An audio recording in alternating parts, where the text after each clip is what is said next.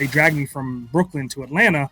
And once I graduated from high school, they was like, okay, what are we going to do with this kid? Well, he has art per se. He does graffiti. He walks around with a black book, always has a Sharpie and marker in his hand, throw his ass in art school. And for me, my crux was that I had a damn stroke, a literal stroke, to where I was in the hospital on my damn deathbed. I know how to do a lot of things. It does not mean that I should be doing everything.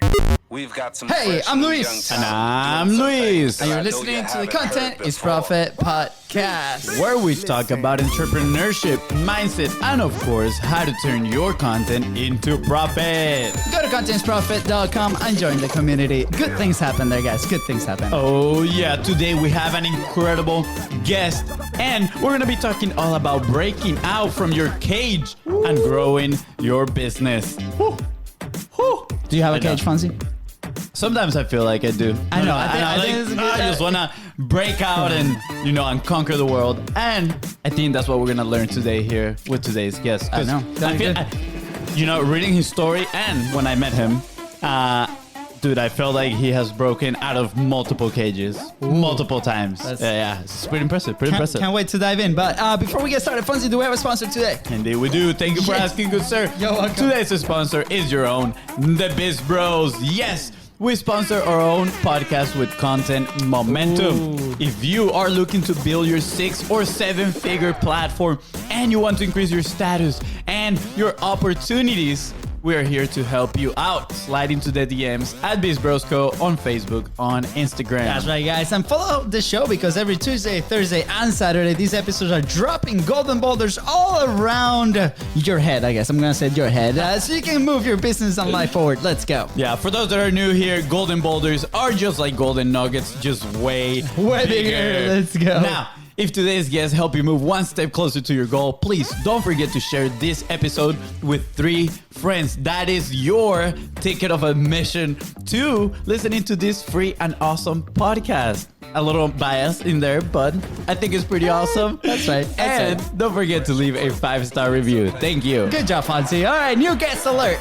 We met him through our good friend, Donnie Boyven. Today's guest was one of the speakers of the Badass Business Summit. And let me tell you, he is a total badass. That's right. Today's guest has done everything. And I mean that. He has built and done anything from an impressive marketing agency, insurance teams, written a book, and check this one out. This one took me by surprise.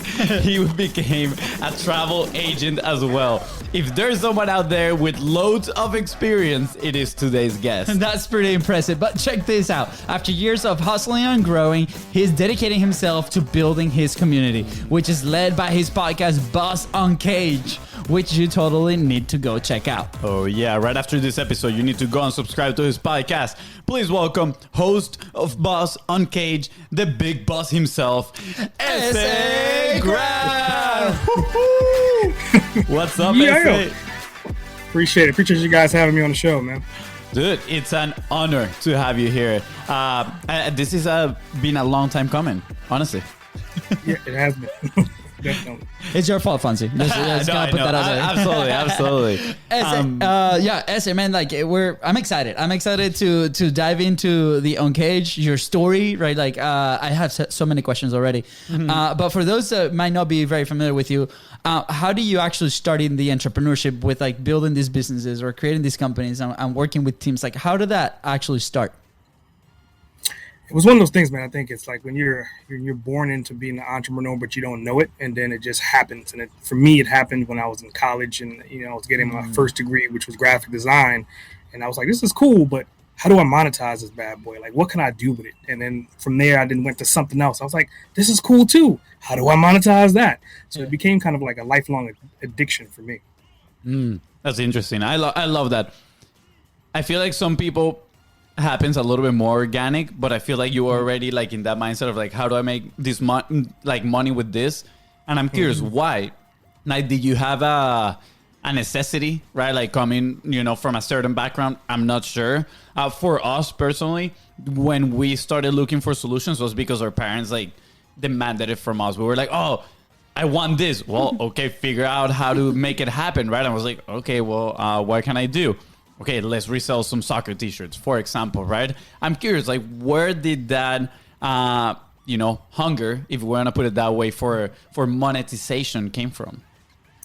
I think it was more so me just being a natural, tinkerer, right? Just like putting things together. Like when I was in school, it was like early 2000. So, it was kind of before Apple like really blew up to what it was, before iTunes. Yeah. And back then it was kind of like, so I was like, okay, what's this multimedia thing, right? Nowadays you look at it as like the metaverse, right? So it was just kind of me just touching and being extremely excited about something, but at the same time knowing that, eventually I'm going to have to make money at doing that. I just can't go around and pushing buttons and creating cool things without, creating some kind of profit. Yeah, absolutely. I feel like a lot of people might have some confusion, like where they go, right? Like, for example, we're from Venezuela, right? Originally, right? Like, I went to school in business school because we have a saying, if you don't know what to do, just go to business school. And then I guess you'll figure it out, right? So I did 2 years in Venezuela, and then I came here on a soccer scholarship, right? But it was the same mentality. It was like, I honestly don't know what to do. And then through my college career, right, I found a lot of people that were in the same position, maybe very confused, or like 3 years in, they're like, crap, like this is probably not the thing that I really want to do. And I just wasted 3 years, right? Maybe that was the mentality, right? How, and we'll dive into like the multiple experience, but like, why did you choose to do graphic design? That seems to be like a very powerful start, right? Especially nowadays, like it's like you know the future. So why that? And then how has that helped, that decision helped you build what you're building now? Yeah, so I grew up in Brooklyn, right? And in like my middle school years, I had a friend of mine, and his tag name was Acre. So Acre essentially put me on to graffiti. So I started like, learning about markers, studying graffiti, etching glass, spray painting, and I was more like a tagger, catching quick tags. So my parents knew that I was a graffiti artist. So when I came, they dragged me from Brooklyn to Atlanta. And once I graduated from high school, they was like, okay, what are we going to do with this kid? Well, he has art per se. He does graffiti. He walks around with a black book, always has a Sharpie and marker in his hand, throw his ass in art school. So then when I went to art school, I was like, okay, what am I going to do in art school? I don't know. What's this graphic design thing? And then the first day in my first graphic design class, I was like, holy shit, this is the Mecca. It opened up. I was like, I can do what I was doing running from the cops, but I can do it in a digital fashion and not be arrested for it. So I just fell in love with it. It became like a lifelong passion. That's impressive. I'm curious, how do you think that move, your parents moving you from Brooklyn to Atlanta, changed your life right there? It was drastic because, you think about high school. High school is at that pivotal point to where, I have 2 high school kids right now. So I couldn't imagine ripping them out of their school currently right now and take them to another side of the world. You know what I'm saying? Like the only thing that they essentially know is Atlanta, but imagine me moving them to Alaska. Yeah. Like, what the hell? So, I think it was a good decision in the long run. It gave me some more opportunities. But being who I am, I think no matter where they would have placed me or where I was, eventually I would still become who I am today. Yeah, absolutely. I feel like that was the first cage, right? That, you broke out and we were like, all right, let's go in a sense, right? So walk me through a little bit of like after graduation, right? Like, did you start your business like right in college? How was that first experience, right? Building something, right? Because in the intro we mentioned there's several things. How was that first experience? We have our first experience with like vinyl stickers. That was our thing, and we were not graphic designers, so we were like, oh man, how do we figure this one out? But like, walk me through like what was that first experience?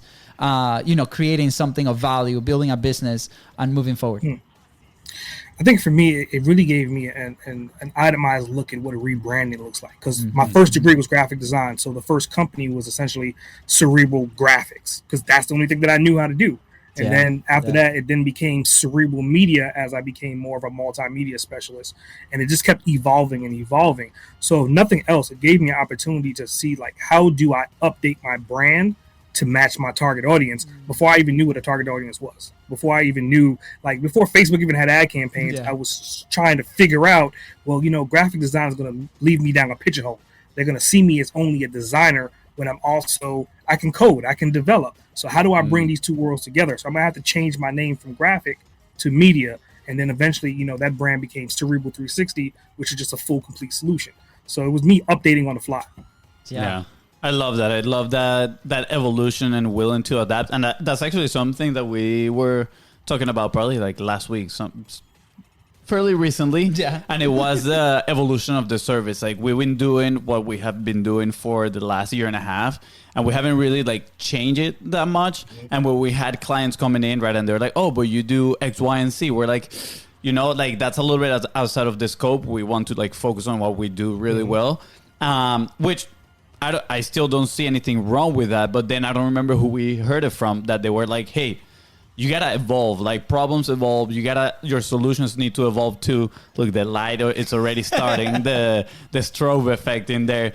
But we sat down and we're like, maybe we need to evolve our service to, you know, serve better the people that we want to help. Right. So now we're in the talks of like, okay, how can we include certain elements to, you know, especially the ones that we've gotten people asking for? How can we include this? And I think that's along the lines of what you did. You had that evolution, but I'm curious, you know, I got to a point where, I don't know, maybe evolving was way too much, right? After Cerebral 360, I'm guessing, I mean, if it's a full-fledged agency that you do everything, it's probably a lot, right? And instead of evolving, you probably had to just like go somewhere else totally different, right? What was that transition? Yeah. Oh, I mean, that transition, essentially, because I think I was trying to, you know, not become Elon Musk, but I had that Elon Musk mentality. It's kind of like, I'm going to put my hands in all these damn things. I'm going to be an octopus, and I'm going to make all of this thing work. And I'm going to create this synergy, and I'm going to create this massive corporation. Hence why I became a travel agent, because it was more so I had the creative side, but I wanted to get more of the business side. So that's when I became the insurance agent. I was like, as an insurance agent, that's a pinnacle point in finance, no matter what side of the coin you're on. So I dove into that space, and I got my insurance license. I still hold them to this day. Then I got my Series 6, more so analyzing the market. And then I became more of like a consultant. And I'm just jumping around, picking up things that, you know, like you said, you can't really get in school. Like, so I was getting paid to play. I was jumping from company to company, 30 days here, 60 days there, just getting random jobs because I knew that company had the philosophy or had the software or had the know-how that I was looking to learn really quickly and then apply it to my company. I freaking love that. By the way, I, like on the way here, I was listening to a story of somebody that went to this auction, right? And it was something completely different than what he normally used to do, right? And he was explaining how the auctioneer was teaching people how to buy. So it's like less friction during the event, right? And then he came back that same Monday and I'm like, hey, we got to implement this new process in the sales process that we have, either the webinars or the presentations, the on-stage thing. How do we actually teach people to reduce the friction for them to actually go make the purchase, right? And is putting yourself in those situations where like maybe it's different industries, right? Like I personally come from the fitness industry, right? I ran fitness studios for a while, and then applying those principles to maybe a monthly membership on a network that we might or might not be building. So like what are those principles that you might bring, right, from other industries that come in? And I love it. Was that pretty intuitive for you? Because I feel like a lot of people, when they dive in, right, the message is niche down into this one thing, right? And then, for example, our personal experience was we niched down, we grabbed a lot of traction very quickly, right? We maintain, and then the natural evolution starts asking like us, be like, okay, what's next? Or they're like, hey, can you guys help me do this and do that and do that, right? So for us has been kind of like a friction point there, because we're like, okay, should we just continue on this path of like highly focused service and highly niche down, or should we start expanding? For you, I feel like it was like pretty natural, and then you seeked those opportunities, right? Was this coming from your own, or you heard somebody say this and you're like, okay, I'm actually gonna go try it? And then how do you choose those opportunities? Yeah, so for me, I think it just came natural. You know, I'm not gonna say I was always the weird kid, but I was always uniquely different. I was a kid that had white contacts, fangs in his mouth, and my hair looked like Old Dirty Bastard. And I was kind of like, I was in all the groups, but none of the groups at the same time. So I was always a different thinker per se, right? If you want to base that off of the philosophy of Apple. So I could kind of tell you a story of like what you're talking about. Like, absolutely, I went and worked for Comcast one time. And I knew that the cycle for Comcast at the bare minimum was going to be a 30-day cycle because it was at the call center. What I wanted to learn was like, okay, like how are they recruiting? That was my first thing. And then later on, I used that recruiting strategy for the insurance side many years later. And in addition to it, I wanted to know what were their upsell cycles like, because I know Comcast has a great model. And if you don't know that model, think of it. Hey, come to us. We're going to give you something on sale, right? You're going to get this for 12 months. At the end of the 12 months, you're going to be like, the hell with that. I don't want to pay this premium. You're going to call back Comcast and be like, I'm about to cancel. And then they're going to change you to another department. What you don't know behind the scenes, there's 3 departments. There's an upsell department that all they do is upsell. Yeah. There's a downsell department that says when you want to cancel, they're going to downsell and change your price. And then there's the new introduction.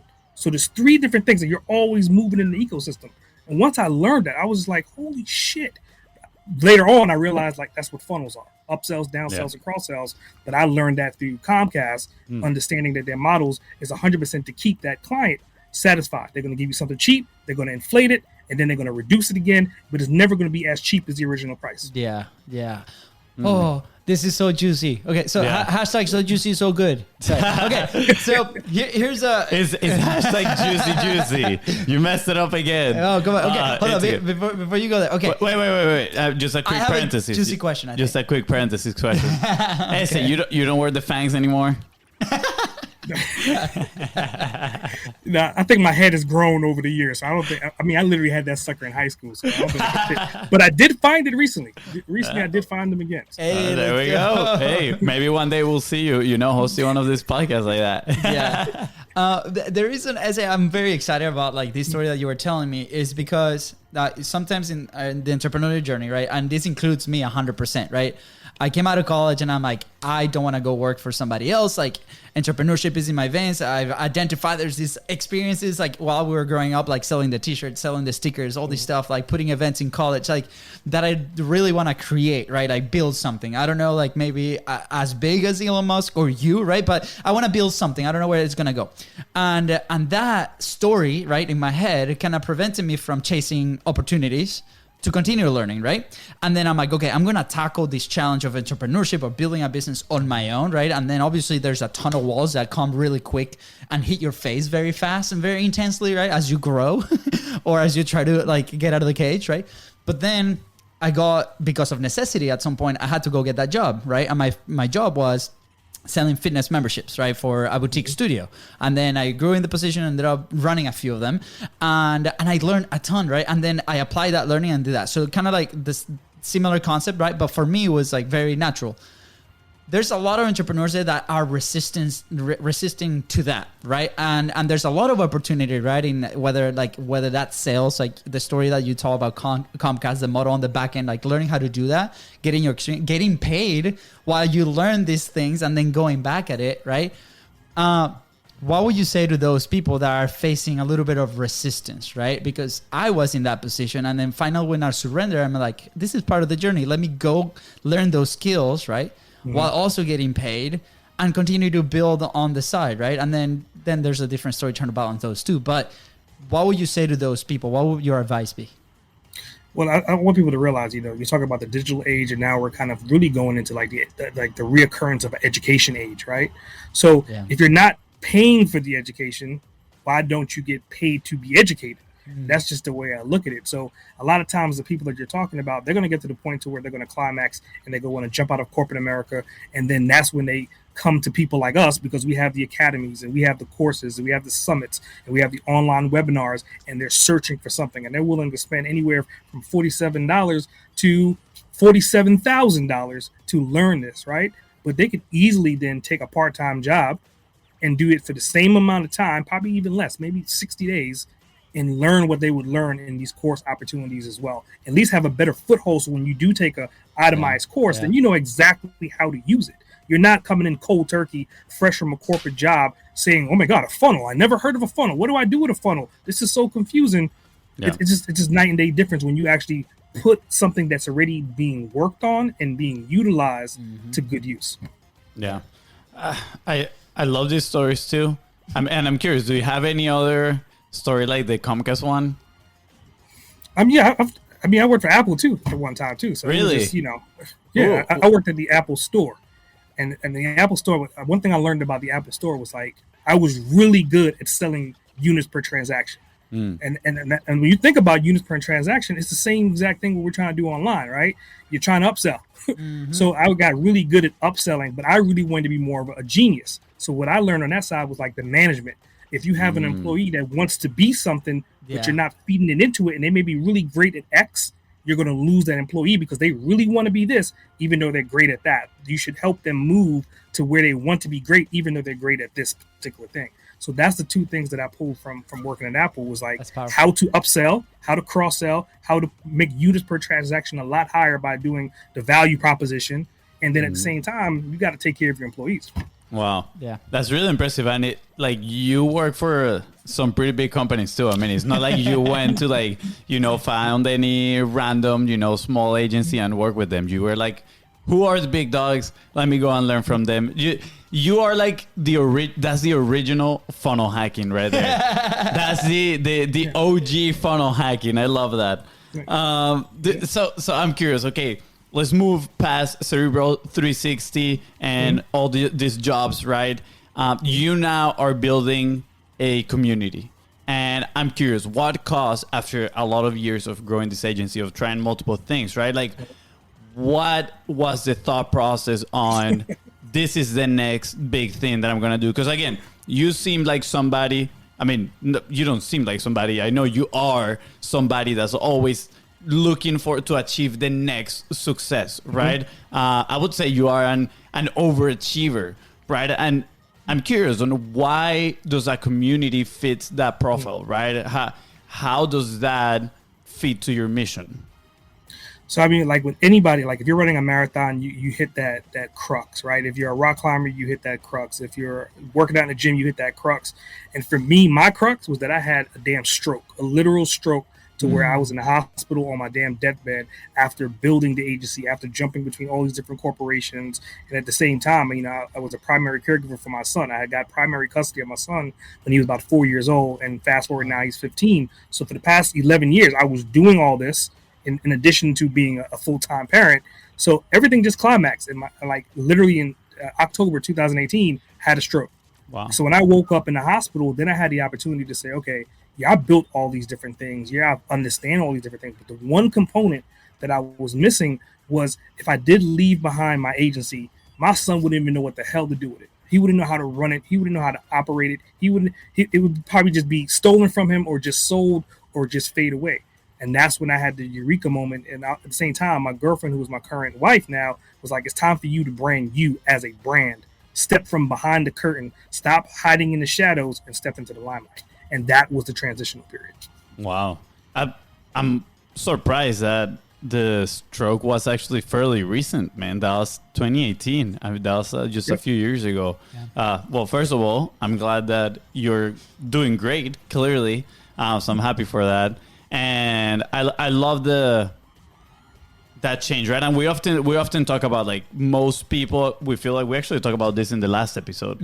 Do we have to, like, hit that moment to try to make a change, right? And I'm curious in your opinion, right?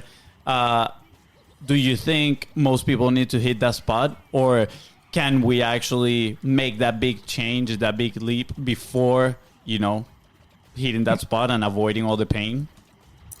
I say if you don't hit it, you'll never become great. Because, I mean, the reality is that Boss and Cage and everything that I learned from Cerebral and all the companies that I've had previously, I would not be where I'm at right now if I didn't have that stroke. I still would have been on that treadmill of I'm going to build this corporation this way, versus now I'm talking about more so legacy, education, community, and packaging it up from everything that I've learned from Cerebral 360, but I'm doing it in a uniquely different way versus creating an agency. Now I'm trying to create a movement.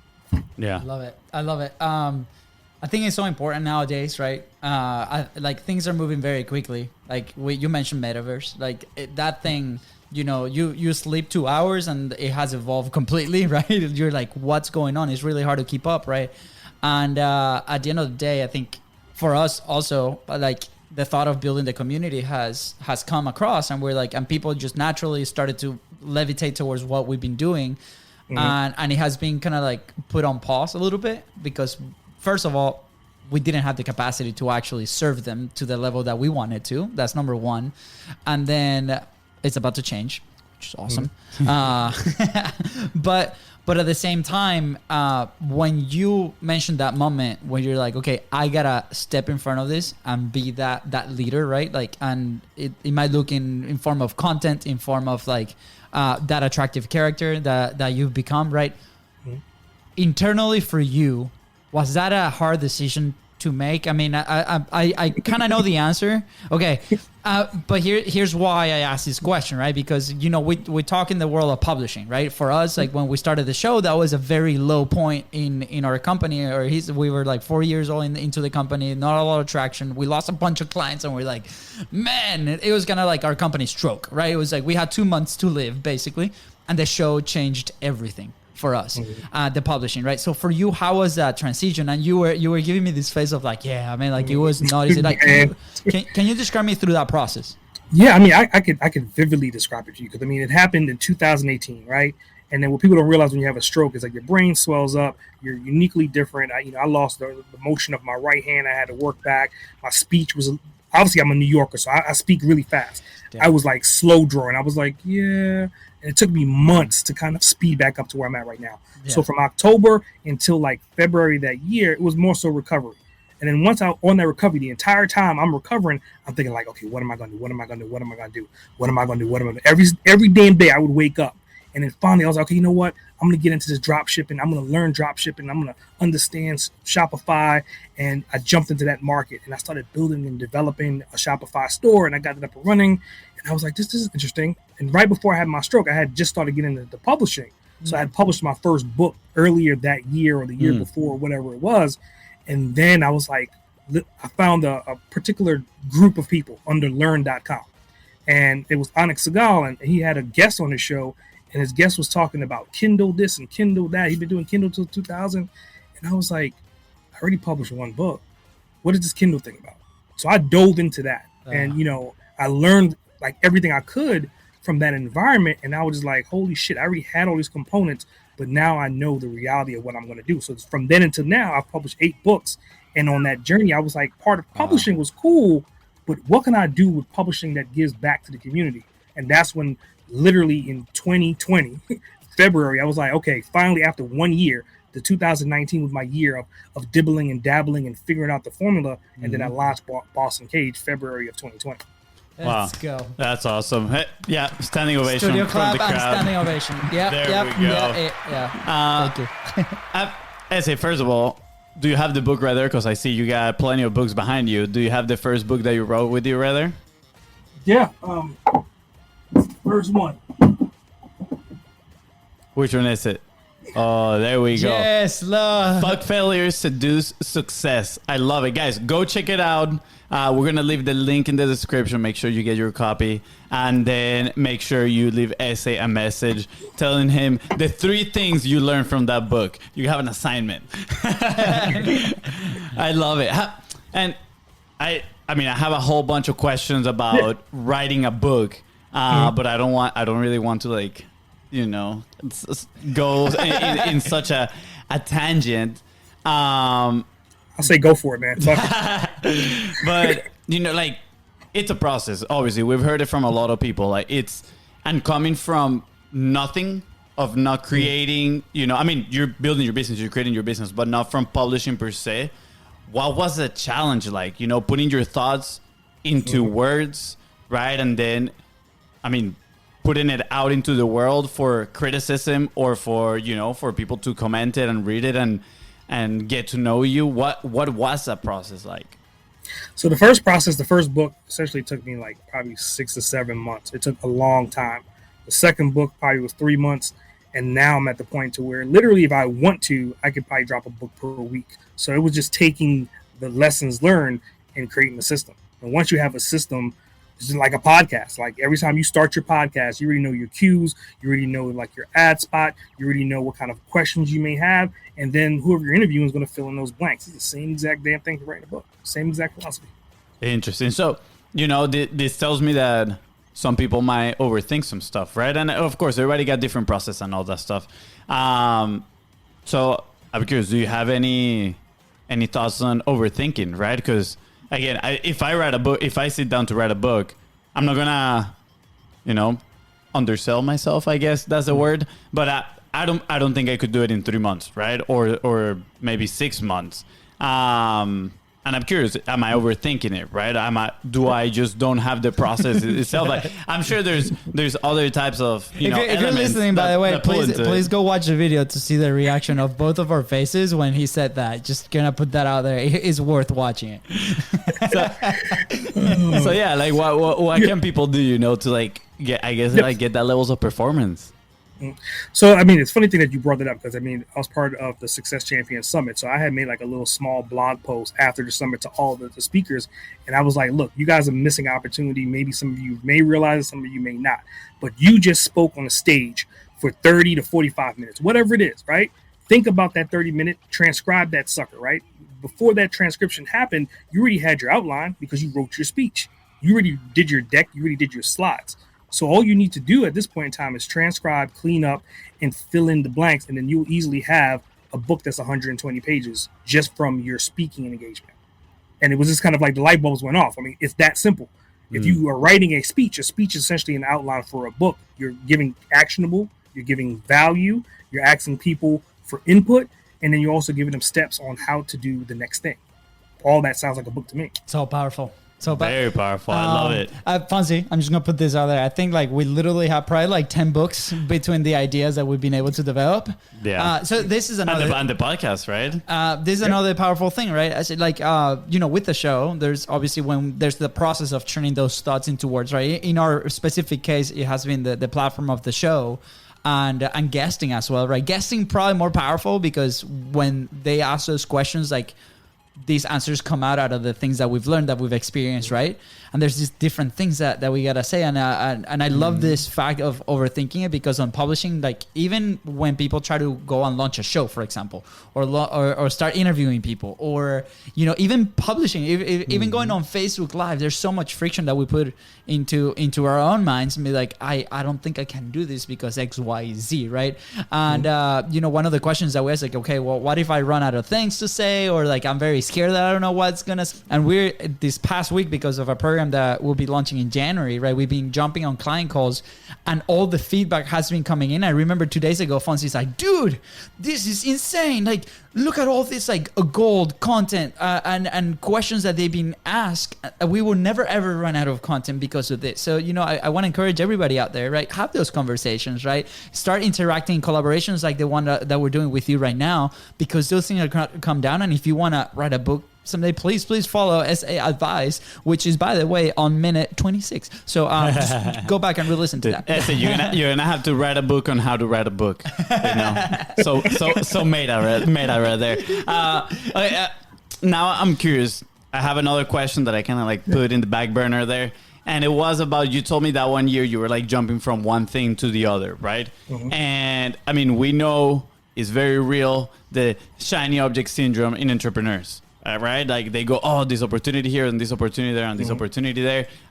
Is literally a call for help. SOS, right? That's what it stands for. Shiny object syndrome. So I'm curious, like you seem to be an executioner. Like you jump through all these things, but you do it. Like you take action, right? And as somebody that, has had that SOS call a few times, right? And I've jumped from one thing to the other. And I was like, oh, this is so cool, right?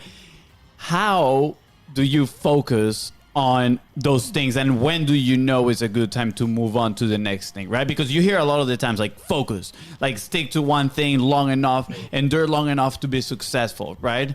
But I personally don't think there's like a specific timeline that people need to follow. I think it's somewhat subjective. You got to get feedback to know if it's like working or not, right? But when is that moment that you pivot and that you're willing to learn something new? And how do you, once you pick something, how do you focus on that? How do you put your attention in that? I think for me, because I've done it two different ways, right? And this is like, I'll say like my second or my third rodeo show, right? So the first time when I was doing like the media stuff, and then I got into the insurance and I got into travel agent, because I was thinking, I hate to say it, but way too big before my time was there for me to think that big. If that makes sense. I mean, insurance has nothing to do with graphic design, and graphic design insurance has nothing to do with anything, right? Until you think about like the vision. So the vision was to create a multiple agency to where people were going to be traveling to do some of this graphic design work for clients. And then we would have our own travel agency to fulfill that. right? And in addition to that was the insurance. It was part of it as far as building out the financial aspect of it. But again, too big. So what I've done is like figured out like my space is essentially digital currency, right? So where am I in the digital world and what can I add on to what I'm doing? So I started a podcast that became platform one. As I'm interviewing people on this podcast, you start to see patterns. So the pattern was I was an author. I was interviewing a lot of people that wrote books. So I started asking them a particular question. What books have you read to help you? What books are you reading now? And what books have you written yourself? Then that gave me enough content to say, well, shit, that's a whole new platform that's still stemming from the same platform. So I created a Boss Uncaged book club, and the book club content is being fed from that question from the podcast, right? And then as I continue to talk, the next step I'm going to do is I'm probably going to build a Boss Uncaged tech club, because I always ask what software you're using. What tools do you use in your company that you would not be able to do what you're doing without? Well, I've asked that question like 100 times now. So I have enough content to now create a whole affiliate platform that's just about all the different software that all these people are using and monetize that as well. So I'm staying in my wheelhouse based upon the original content, but I'm creating all these little epicenters that are all circling around the Boss Uncaged brand. That's very interesting. That is like, I mean, it sounds like a great affiliate marketing strategy, and like the diversification on all these things, and your ability to spot opportunities, honestly, like within these conversations that you're having and the feedback that's coming from the people that are listening to you. I think it's amazing, and we can learn a lot from that, right? It's like, are we actually listening and looking, right? Having an open mind to encounter these opportunities. Yeah, I wanna highlight this part right here because I feel so important. Whenever we talk about podcasting or publishing, right? Like in our case, people are like, "Oh, you have a show." Yeah, that's an avenue, right? There's so much others that happens behind the scenes, right? With the micro assets, with the live show, with the behind the scenes, right? But people think it's just this, right? But like you mentioned, right? Things start to happen while you have these conversations that you start noticing patterns, right? In our specific case, with the type of guests that we've had, we're like, okay, the constant is consistency, right? Like in publishing, it's like you gotta be consistent. So we gotta figure out like how can we be consistent, or how can we help people be consistent, right? That's number one in our side of things, right? But also we also have those questions that we continue to ask every single episode. In our specific case, there's like, they're related to publishing. And you'll experience it. You'll experience it in a second. But those have a place that is not just social content. That has a place in different things that we do on the back end as well. So I want to encourage people that if you are publishing right now, you have a show, what are those things that continue to come up, right? Because like you spotted affiliate opportunities or a book club, right? In our case, we're like, well, we have all these incredible entrepreneur stories. One idea that's on the board, right? We have this idea of a brand that we want to create called A2Z Husky, right? I have 2 Huskies that, man, like my kids, I have a 2-year-old and he loves that, right? Okay, what about we take these stories, we adapt into A2Z Husky, and then you have a whole line of different things. So again, like this is like crack for entrepreneurs, right? It definitely is, shiny object syndrome right now, but we have the ammo. Like we don't have to go look anywhere else to create that product whenever we have the resources and the capacity to do that, right? So I want to encourage everybody, these trends are going to start, picking up and go do that. Have you seen any, like from yours, right? Have you seen any other like unique cases or benefits from having that one platform or multiple platforms? Yep. The next one for me is definitely, it only makes sense that I go into NFTs. Because it just, everything linearly just connects. And I was just like, holy shit, now there's an opportunity not only for me to create content, monetize the content, but then I can prove ownership through a digital ledger. So, I mean, just think about that concept. I'm like, where the hell was this when I was a graphic designer? Like, where was this in the late 90s, early 2000s? So now I can create all this additional content and I can talk to my community. Like, okay, you may not be able to own Boss Uncaged, but you know what? You can own a damn Boss Uncaged lion that's a one of a kind that's breaking out of his cage and he has on a 3-piece suit and he's ripping it open. But there's only one of that image that's ever going to be created, and you can own that. I love it. Yeah. And as the community grows, right, it fits into this full circle, right? As the community grows, it grows in value. Your relationship grows in value. More people want to be in it. More people want to be a part of it. And then you create this whole experience out of it. Oh, man. I love it. When I have to do a NFT special in here, and I was going to mention that. I was going to be like, are you designing yourself those NFTs? Yeah, well, I mean, I got systems in place. So, I mean, I've Yeah. just learned that just because I know how to do a lot of things, it does not mean that I should be doing everything. Yeah. But I can put my fingers and I can touch and modify once it's started, or I can put my input in. But Yeah. again, I'm doing 25 different things at once, so I can't do all of them at the same time. Absolutely. That's a great lesson right there for you listening right now. He said, I know how to do a lot of things, but that doesn't mean that I have to do them all, right? And I feel like as entrepreneurs, as business owners, we like to get our hands dirty, and a lot of us, I'm not saying, I'm generalizing here a little bit, and we like to do it all. And sometimes it's not, the how, but it's the who, right? Like, who can I plug in here that can maybe take this to the next level, that is even better than myself at doing it, and they can, improve the process and give better results. I'm saying this for myself. Actually. Yeah. Jose, Daniel, please cut this and send it to his Slack channel. Okay. Yeah, good, thank you. They're gonna hold me accountable. Yeah, I like learning a lot of stuff, and then I'm like, I'll just get obsessed. Yeah, I don't blame you, man. It's got to be a lifelong learner the way I look at it. Yep. Yeah, absolutely. How do you deal with that, right? Like, because the same thing, like we don't stop learning. These things are moving so fast, and we have to adapt, right? So how do you filter the things, and how do you prioritize the items that you need to take action on immediately, right? Like, how do you have a process for that, or is it pretty intuitive? It's a combination of both. I mean, obviously NFTs is not something new, but the reason why I decided to get into it right now is because, I have my Uncaged Academy, and that is becoming systematized. Like, part of me joining like Donnie, right? Donnie's networking group was a very good networking group for me to come into it. So then I took the responsibility of becoming an education chair in that group. And I think if anybody's listening to this is going to be such a golden nugget. If you have an opportunity to join a networking group, and you have an opportunity to become like an education chair, well, you know what that really means to me is that I have an opportunity to create content and test the content on live people every single damn week, record that content, and then put it into an academy. So 4 times a month, I'm creating content on the fly for a community of individual people, right? Yes, so then you want to yes. really understand that content and then put it on a platform to where you can monetize it, and then you just keep building over and over again. That way you don't have to fight. You don't have to think about what am I going to do next. You could ask those people and say, hey, what do you guys want to learn next week? It's so powerful. By the way, yes, golden boulder alert. FONZI, where's your helmet? Where is your helmet? We need to get Wait, them. you have a helmet. What's happening here? Yeah, okay. Ese, I'm curious. Talk to me about the Uncaged Academy, right? I mean, yes, you build your community, but what is the mission behind it? Who are you helping? And most importantly, where is it going? Yeah, so for right now, like the core is people like myself. And I always use this analogy of triangulation, right?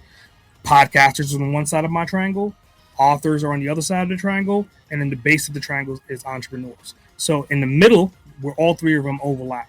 And then you may have 2 of the sides. You may be an author and an entrepreneur. You may be a podcaster and an entrepreneur, but you may be an author and a podcaster. But the goal is that this academy is going to show you how to like serialize this information, right? So I'm putting information on authoring. I'm putting information on podcasting. I'm a brander, right? I've been branding, and graphic design is my core of everything. Yeah. So there's a lot of branding information in there. And again, I'm doing a lot of networking. So as I'm communicating and closing deals and getting referrals, all the information that I'm creating in these networking groups, I'm also putting that in there as well too. So it gives a person the opportunity to see the storyline. If I'm an author, how do I become a podcaster? If I'm a podcaster, how do I become an author? And how do I monetize both these things? Whoa. Yeah. So good. So what is the best way, in your opinion, to build a community like this one? I would say you have to start with a platform. Like, you just can't start with an academy, right? If I had started this academy in February of 2020, it would have been for no reason. I mean, I would have to use my old brand and try to figure that out. But I studied podcasting for that year, and everything I did was just 100% podcasting. Like, I blocked everything out. Nothing else could phase me at that point in time. So then once I got the podcasting down to a system, and I had Excel spreadsheets, and I had automation, and we got to the point to where, I think now we're at like 90 something episodes out. Like, yes, we just dropped episode 80 something, but we have 94 of the episodes. So technically I could stop recording podcasts until essentially 2023 if I wanted to. So it gives me opportunity to then take those elements and go to the next phase. So the next phase was the book club. I started that January this year. Then now I'm going into the NFT phase, which is going to be like the big thing into next year. But the underline between everything is the academy that pulls in. How do you do a podcast? How do you do NFTs? How do you write books? Here's an opportunity. I've done it. Yeah. Here's all the branding. Here's all the stuff that I've created. And now I'm showing you how to do it for yourself. Yeah. So when I'm listening to this, right, obviously with the podcast, it sounds to me like you're targeting more of an audience, right? For example, for us, the value on the platform or top value is this relationship that we're building right now, right? And we share it all the time. And we always say like building the audience is kind of like a collateral benefit for where we are at this point. I think eventually we'll have something specifically for building an audience. But I'm curious, what was that process in that 1 year that you were just focused on the podcast? Was it the main goal for you build these relationships, or was it to build the audience? And it sounds to me like it was a little bit of the audience. And how were you doing that? Well, for me, it was more so I didn't know anything about podcasting. So one, I wanted to be able to conquer that monster. First of all, I wanted to uncage myself in that space. But what I realized very quickly that I'm really good at is if there's a problem, I'm going to try to systematize the solution for it. Mm-hmm. So my first issue was like editing, right? Like how to edit. I already had an editing background. I've done video and all the other stuff. So I was like, I can do it myself. That's great. But that's taking my time away from the bigger picture. Yep. So then I hired a freelance editor. And I was like, that's cool. How do I make his job easier? Then I created an Excel spreadsheet. How do I make this spreadsheet even easier for him to recognize? Then I started doing time code. It's like, here's your cuts. Here's how I want you to put the ad spot. Here's how I want you to put the intro, the outro. And then I was like, how do I make that even better? Then I found a platform that allows me to do includes. So I've simplified it to where it got to the point to where now I just run the podcast through a platform. It cleans it up, optimizes it. I drop it in pretty cleanly. And then I have my intro and my outro automatically set in. So it's all systems in place. So once I conquered that, then it's the next problem. How do I conquer that and systematize that? Yeah. I love that. One problem at a time. Yeah. And I want to commend you for taking action. Command you or commend you? Command. No, command it. Yeah, English. Sorry, guys. My English is not very good looking. Okay. So but I want to commend you for taking action on that, right? Because a lot of people freeze when they see that. And then they're like, I don't know what else to do, right? Like for us, when we had a first show called Brews and Bros.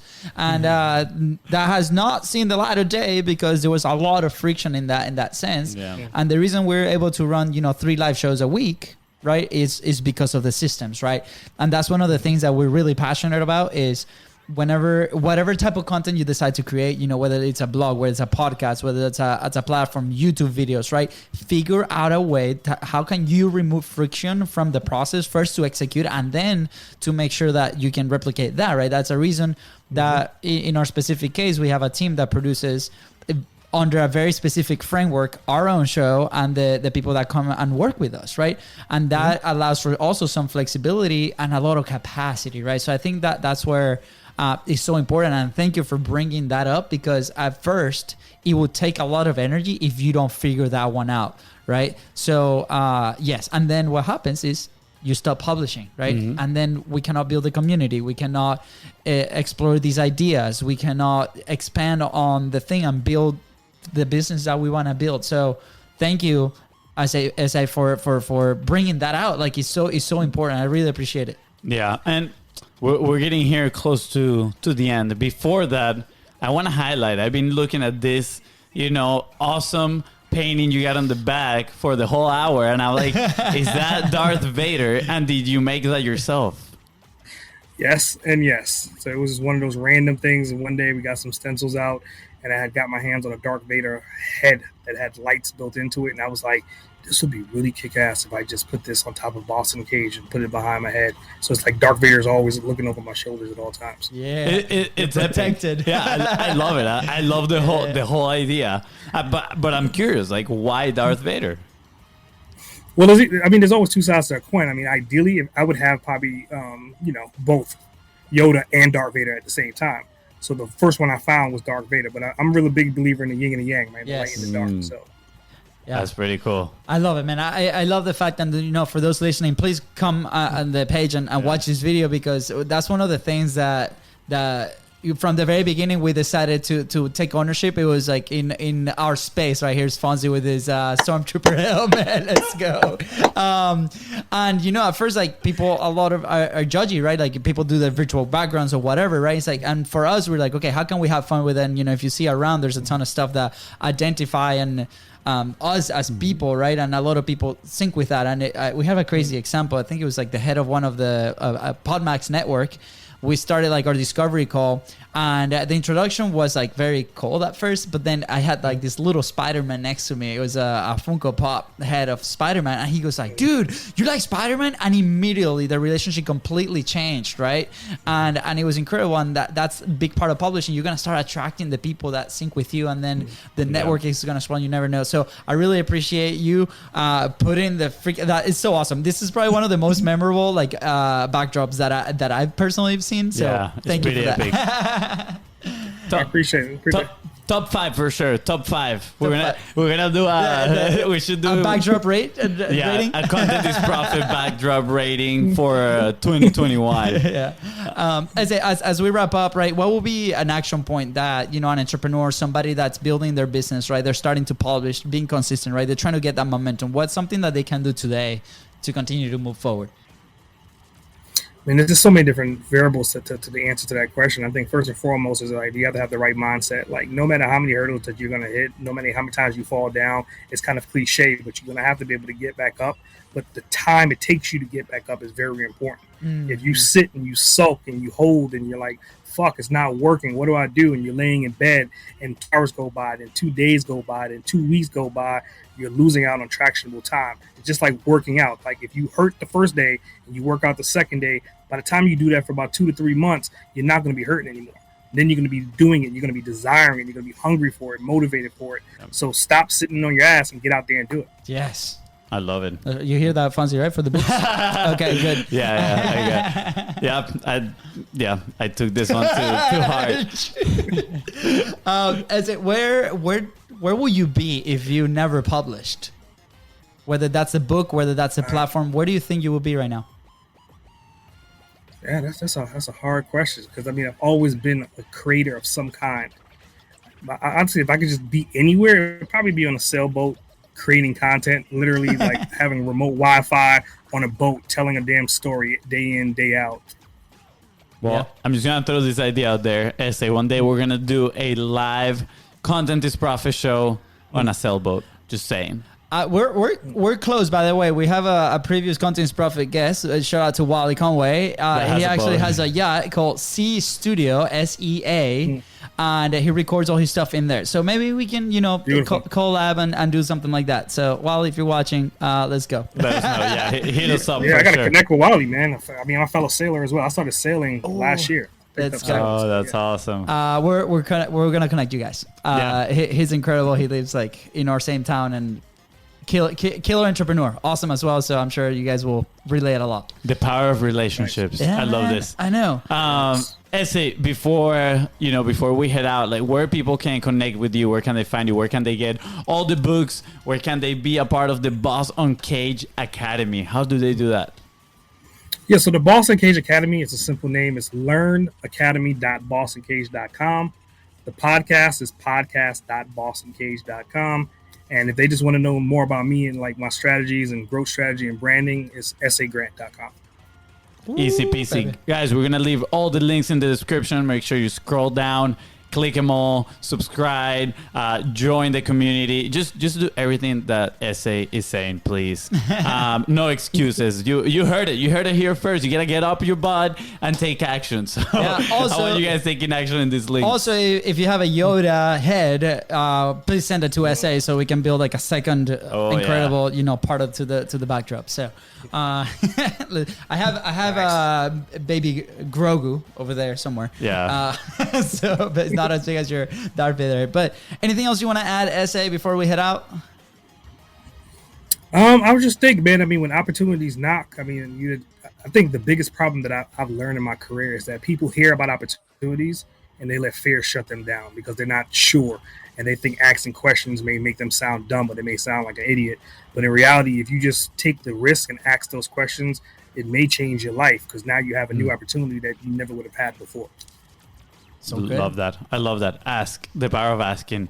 Yes. Thank you. Thank you so much, Essay. This has been absolutely amazing. Do you have anything else to add before we head out?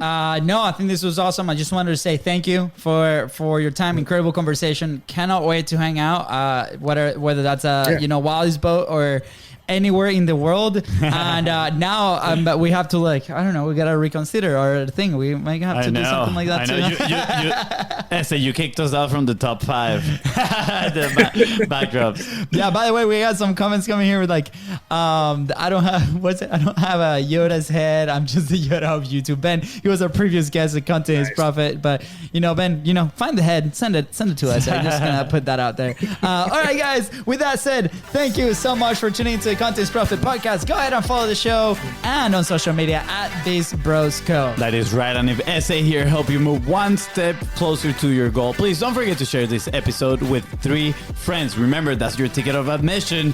And don't forget to leave a 5-star review. See ya. Bye, guys.